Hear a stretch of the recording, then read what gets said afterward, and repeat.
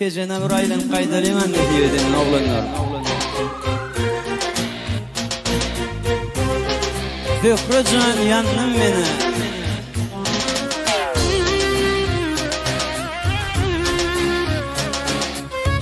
Vah ağlaman ikimizden diye. Atman yıldan görün, kendi yendiğim beni. Adı dökrem çinnen tüyü, ettim mikem oluyor günü. Yürüp darmanlanmasın, yalan şu tırpan dünya. Bu makamım diğer durur, bak şu dökre kıydı tüyü.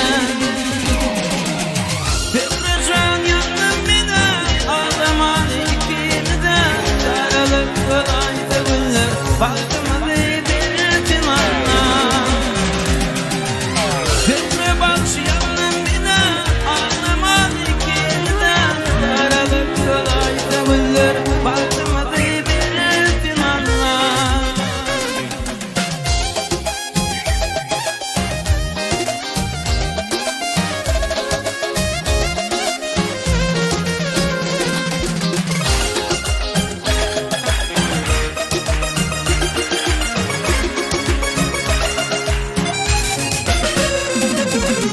Gemidin salam yollayan gecenin güzel kızına, benim oldum kururumdu çöküyünü yarim dizine. İlk dinlep mayılı olmam, dünden mayılı olmam.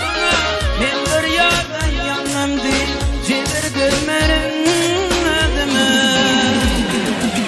Bir can yakın beni, ağlamalı ikimden. Karalık kolayda güller, baktıma